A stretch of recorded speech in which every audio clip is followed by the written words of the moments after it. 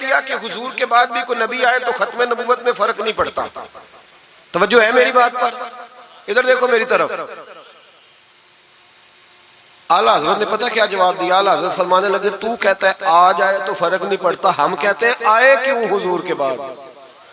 हमें जरूरत ही कोई नहीं, हमें कोई हुजूर ने कमी छोड़ी, हमें हाजत ही नहीं, आए क्यों? आला हजरत ने फतवा कुफ्र दिया।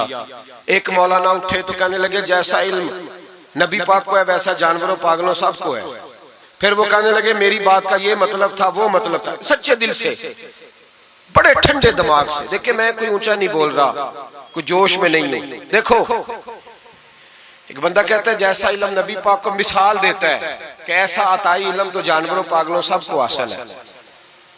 वो कहता है मेरा ये मतलब है, मेरा वो। हमारा सवाल ये है कि तुझे ये बात कहने की जरूरत क्या है? बोले है कोई जरूरत? नहीं तुसी बोल दे नहीं यार, हाँ तो कर दे, है कोई जरूरत? भाई मतलब जो बात में बयान करना है कि ये मतलब था तो वो मतलब था, तो ये बात कहनी चाहिए, क्यों कही? आला हज़रत रहमतुल्लाह अलैह फरमाने लगे तू पागल हो गया, कुरान नहीं पढ़ता। वअल्लमका मा लम तकुन तअलम। अल्लाह फरमाते हैं महबूब जो आप नहीं जानते थे मैंने सारा ही आपको सिखा दिया है। फरमाया जिसका उस्ताद रब हो उसे कोई कमी रहती है? फरमाने लगे तू ये मिसालें देता है, हमारा अकीदा ये है कि अल्लाह ने गैब के खजानों की कुंजियां ही अपने नबी को अता फरमा दी। एक मौलाना और उठे कहने लगे नमाज में नबी पाक का ख्याल आए तो नमाज टूट जाती है। लोग कहते हैं लड़ो ना, हम नहीं लड़ रहे भाई, हम तो उम्मत को इकट्ठा करना चाहते हैं। लेकिन इधर देखो ना, आपके सामने कोई बंदा खड़ा होकर कह दे कि नबी पाक का ख्याल आए तो नमाज टूट जाती है, तो आप उसके गले में फूलों का हार डालेंगे?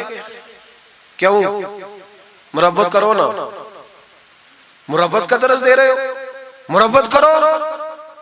चले आपको एक मिसाल देता हूँ बड़ी सादी। उसने कहा जी हुजूर का ख्याल आए तो नमाज टूट जाती है।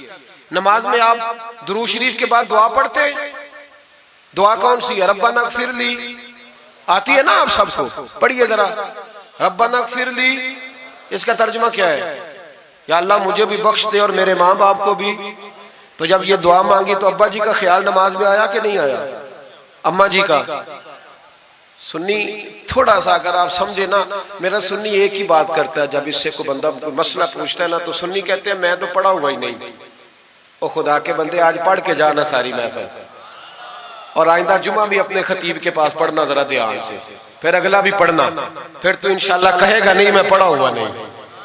भाई नमाज में आयत पढ़ते रब्बना इग़फिरली, तो अब्बा जी का ख्याल आता है कि नहीं? तो नमाज टूट गई कि रह गई? अम्मा जी का ख्याल आता है कि नहीं? आला हज़रत फरमाने लगे अगर तेरा बाप जो बेनमाजी हो, अनपढ़ हो, उसका ख्याल आने से नमाज नहीं टूटती, तो फिर सुन हमारा अकीदा क्या है। तू कहता है नबी पाक का ख्याल आ जाए तो नमाज टूट जाती है।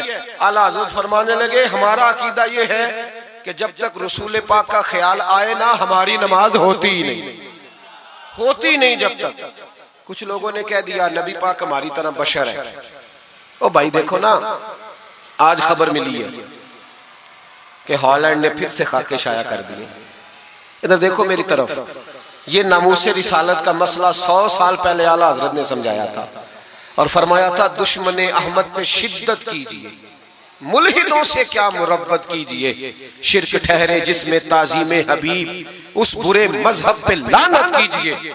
वो जो नामूसे रिसालत की बात तब की थी, फरमाया नादानो आज तो तुम कह रहे हो कि हुजूर हमारी तरह के बशर है, तो जब तुम बशर बनाओगे तो फिर लोग कहेंगे कि सियासतदान का खाका बन रहा है तो इनका क्यों ना बने माज़अल्लाह। उस वक्त आला हज़रत ने कहा था ना ना ये बात नहीं है। आप फरमाने लगे बात यह है कि अल्लाह की सरताबा कदम शान है ये, इंसान नहीं इंसान, वो इंसान है ये। कुरान तो ईमान बताता है इन्हें और ईमान ये कहता है मेरी जान है ये। नामूसे रिसालत का मसला सारी जिंदगी आला हज़रत ने समझाया और लोगों को बताया कि जान है इश्क मुस्तफा, रोज फुजू करे खुदा, जिसको हो दर्द का मजा वो नाजे दवा उठाए क्यों। आला हज़रत मौजूद थे मदीना शरीफ में। उस जमाने में ना नबी पाक के गुंबद के सामने खजूरों के 2 दरख्त होते थे, खजूरों के 2 दरख्त। शोरा सारे बैठे थे, तो शायर जो होता है ना वो तशबीह देता है बाज़ों का। तो शायर ने शेर कहा, कहने लगा यूं है दरख्त हजरत वाला के सामने। तवज्जो है मेरी बात पर। हुजूर के गुंबद के सामने खजूरों के 2 दरख्त है। शायर ने शेर लिखा, यूं है दरख्त हजरत वाला के सामने, मजनू खड़ा हो खैमाए लैला के सामने। आला हज़रत फरमाने लगे ये शेर मेरे नबी पाक की शान के लायक। फरमाने लगे तुमने हुजूर के खैमे को, नबी पाक के गुंबद को लैला का खैमा बना दिया, ये क्या बात हुई? तो लोग मानते भी नहीं ना, वो भी ना माने। कहने लगे जी इतराज करना आसान है, शेर कहना मुश्किल है, आप बताएं शेर कैसे कहना चाहिए। फरमाया लफ्ज वो कहो जो हुजूर की शान के लायक हो, जो शान के लायक नहीं वो लफ्ज न कहो। शेर क्या कहा? कहने लगे यूं है दरख्त हजरत वाला के सामने, मजनू खड़ा हो खैमाए लैला के सामने। आला हज़रत फरमाने लगे गलत है तशबीह। कहा जी आप बता दे। तो आला हज़रत फरमाने लगे सुनो फिर, यूं है दरख्त हजरत वाला के सामने, कुदसी खड़े हैं अर्शे मुअल्ला के सामने। गोया कुदसी खड़े हैं अर्शे। ये फाज़िल बरेलवी रहमतुल्लाह अलैह का अंदाज है। नमूसे रिसालत के बारे में कभी किसी को गुंजाइश, हमारे एंकर टीवी पे बैठ के अभी भी बातें होंगी सवेरे बड़ी, मौलवी जज्बाती है जी, ये कहता है कि गुस्ताखाने रसूल से रिश्ता तोड़ो, और सारे एंकर हमारे बच्चों को खराब करते हैं। कहते हैं जी हुजूर ने तो अपने बेअदब को माफ किया। बिल्कुल माफ किया है, बिल्कुल माफ किया। नबी पाक ने अपने बेअदब को माफ किया है, पर हजरत अबू बकर सिद्दीक ने हुजूर के बेअदब को कोई नहीं माफ किया। हजरत उमर ने हुजूर के बेअदब को माफ, हजरत उस्मान गनी ने माफ, मौला अली ने माफ, इन लोगों ने हुजूर के बेअदब को माफ। लेकिन ना जो मेरी बेअदबी करेगा उसे मैं माफ करूंगा। बेअदबी मेरी करे और माफी मेरे छोटे भाई से मांग ले, उसको हक है माफ करने का, मैंने माफ करना है। क्योंकि बेअदबी ये मोटी बात है, इसको समझ ले। इस इज्तिमा में मैं हुकूमत पाकिस्तान को मशवरा देता हूँ, बड़ा बड़ा ठंडा मशवरा देता हूँ कि अगर बचना चाहते हो ना तो इनसे ताल्लुक तोड़ लो और इन्हें सख्त जवाब दो, बच जाओगे।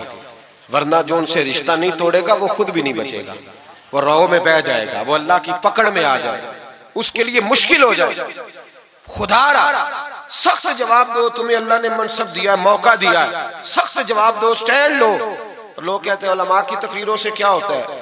हमारी तकरीरों से गाजी इल्म दीन शहीद पैदा होते हैं, हमारी तकरीरों से आमर चीमा शहीद पैदा होते हैं, हमारी तकरीरों से गाजी मुमताज हुसैन कादरी पैदा होते हैं। ये यहाँ से पैदा होते हैं। इसलिए मेहरबानी करें